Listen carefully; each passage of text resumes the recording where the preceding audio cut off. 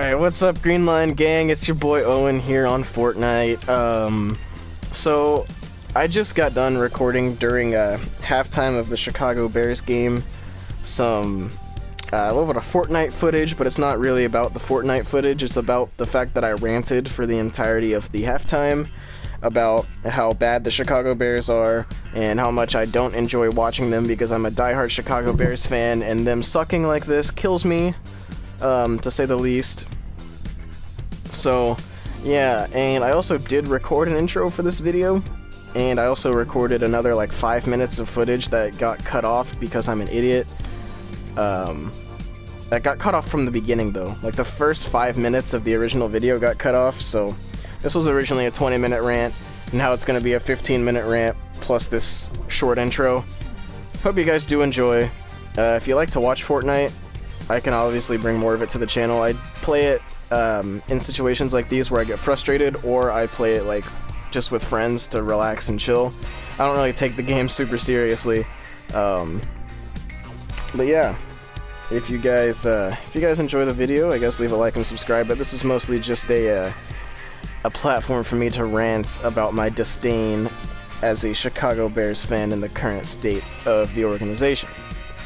Once again, thank you guys so much for watching, and enjoy the rant.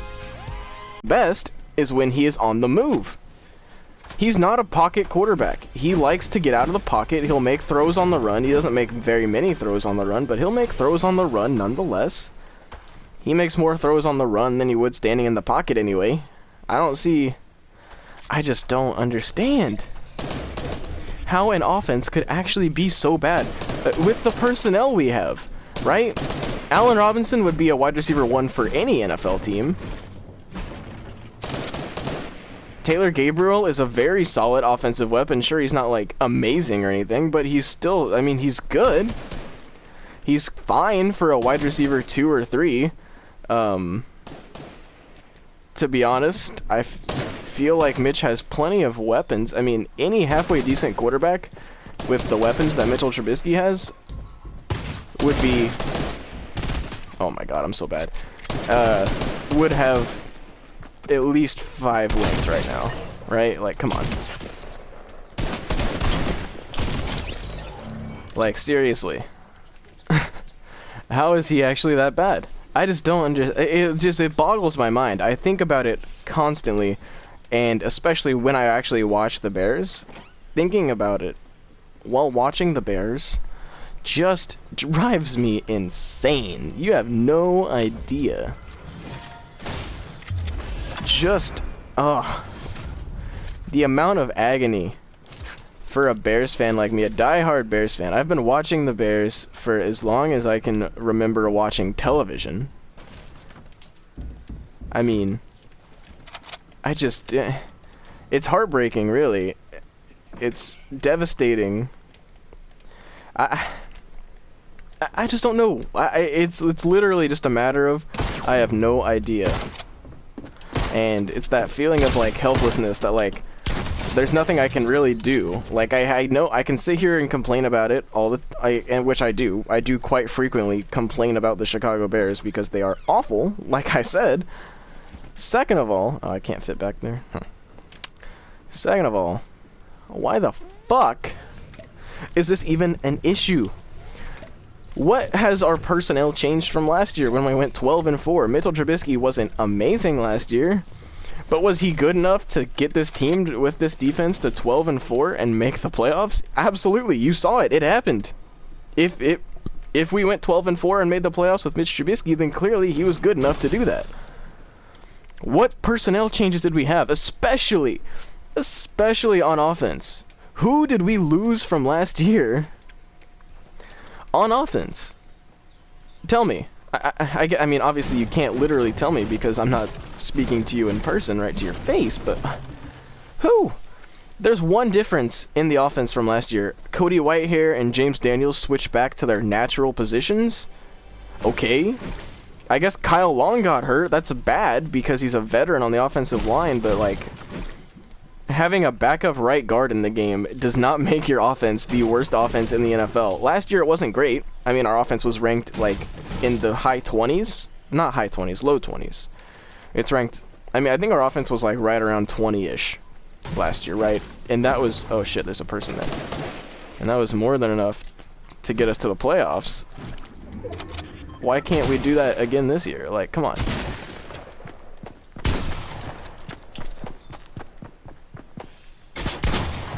Alright, oh my god, this person's so bad.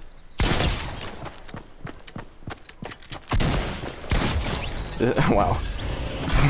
Yikes. That was really hard to watch. I'm sorry you guys had to watch that. But like, our defense, for the most part, still the same. What did we lose last year on defense? We lost Bryce Callahan and Adrian Amos, who are both fantastic players. And, like, are definitely not like... It's not so, those aren't players that you can look at losing and be like, ah, whatever. Like, we'll just replace them. Adrian Amos and Bryce Callahan are not easily replaceable players, especially Bryce Callahan. Sorry, I had to sneeze. Oh. Hopefully I got my mic muted in time and you guys didn't hear that. But like, especially, I know a lot of people are going to point to Adrian Amos before anything else, because Adrian Amos was, you know, Eddie Jackson's partner in crime, right? He was the guy on the other side. He was the free safety to Eddie Jackson's strong safety, right?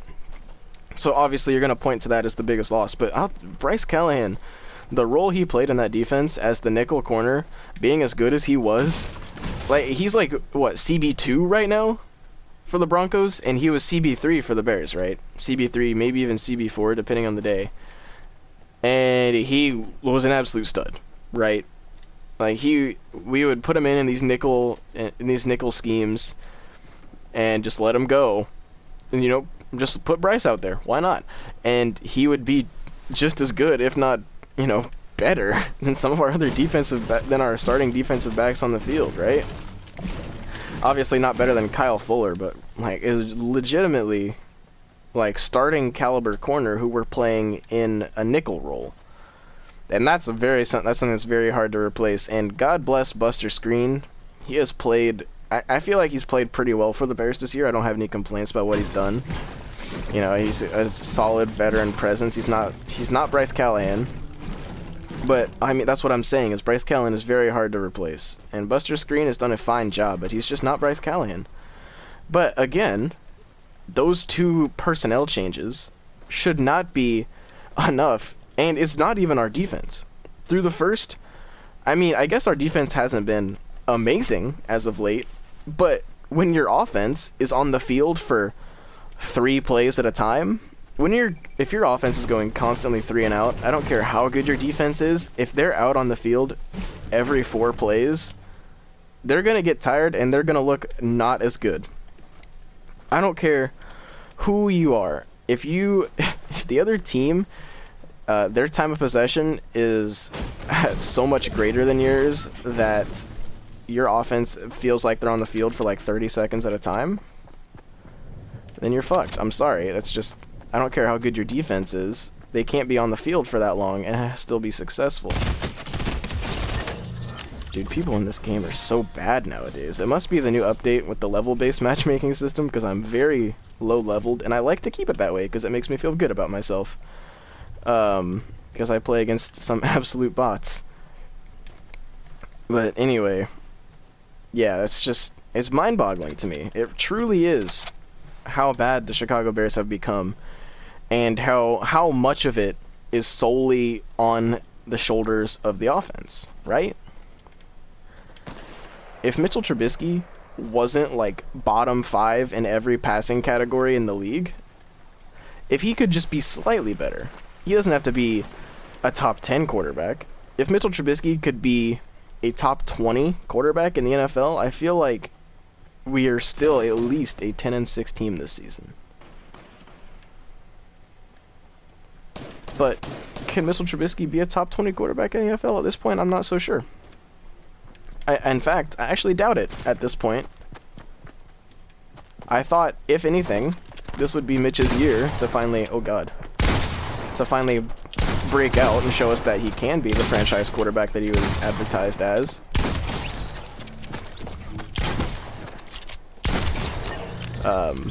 That he was advertised as when he was in college, which we have not seen in any capacity. Dude, they're just handing me the kills at this point. Is that another pump? Yeah. But yeah, like, it's just, if anything, this was going to be the year, right? Everyone coming into this year like, oh, Mitch, you know, he looked pretty decent last year. You know, that was his first year with Matt Nagy. He'll get a, you know, this will be his second year with Matt Nagy. He'll, you know, have a nice off season. You know, the scheme will just get more, you know, we didn't make a ton of personnel changes, so it's just going to be more of getting into a groove and getting comfortable with the scheme, you know, stuff like that. And that's all logical thinking, right? That makes sense. This quarterback had a solid year last year, with a rookie head coach who a lot of people attributed that quarterback's success to. So you would expect another year under that same head coach with the same offensive line, the same weapons around him. In fact, arguably improved arsenal with the addition of David Montgomery, who, in my opinion, is the best draft pick the Bears have made in a long time. Getting him in, what, the third round? Or I guess we traded up to, like, the late second round to get him. But yeah, a fantastic pick by the Chicago Bears. I'm a huge David Montgomery fan. I bought a David Montgomery jersey because I love David Montgomery. And I feel like with his addition to the offense, we should be even better off. But the fact of the matter is, we just don't use him enough. Last week... What the fuck? That scared the hell out of me. Oh my god. But, wow, that really shook me. Holy cow. But like last week, how many carries did he got? Like 30 carries almost last week, and he had 150 rushing yards. Like, come on, dude. Maybe not quite 150, but it was, I mean, it was over 100. It was his first career 100-yard rushing game because it was the first game he's ever had more than, like, 10 carries, right? Like, we finally got him involved a little bit. He showed what he could do, but Matt Nagy just didn't stick with it. He just keeps trying to force Mitch to throw the football. Look at the Minnesota Vikings. Kirk Cousins threw the ball. Kirk Cousins probably throws the ball an average of, like, 20 times a game. Meanwhile, Dalvin Cook and Alex Madison and I'm trying to think of the other. You get the point. Minnesota running backs, the running game, they lean on it because that's their strength. The Bears' strength right now is their running game. When we line up in the I formation and run the football, we do just fine. David Montgomery could average 4.5 yards a carry out of the I formation, and we would be fine. Our defense, we would keep our defense off the field for longer. You know, they'd be better rested. They'd be better. You know, we would keep the opponent's offense off the field. Overall, I mean, there's no downside to just running the football, but Matt Nagy just has this, I don't know. He's got like this stubbornness to just prove that Mitchell Trubisky is a legit quarterback, and he's just going to keep throwing the goddamn football until he gets fired. I mean, Matt Nagy is going to keep calling these plays thinking that Mitchell Trubisky is a franchise quarterback and all of this, and thinking that he's the future of this franchise, and it's going to get him fired. And I don't want it to get him fired because he's a fantastic head coach. I know for a fact that he would be a great head coach. He's just got to realize that Mitch is not the player that he thinks he is. He's not going to be able to turn Mitch into the quarterback that he thinks he could turn him into. He has to get that through his head. Also, Ryan Pace, the GM of the Chicago Bears, needs to get his head out of his ass and realize the same thing. Realize Mitch is not going to carry us like we want him to. We've got to make a change, right? He's got to admit, Ryan Pace has been a fantastic GM for the Chicago Bears. He has made a ton of amazing draft picks. Just admit that you whiffed on this one, dude. Just admit, like, okay, Mitchell Trubisky was a mistake.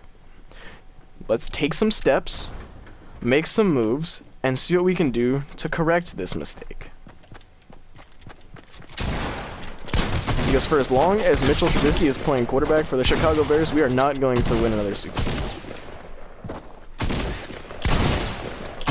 Mitchell Trubisky will never win a Super Bowl with the Chicago Bears. How is he still alive, bro? Come on.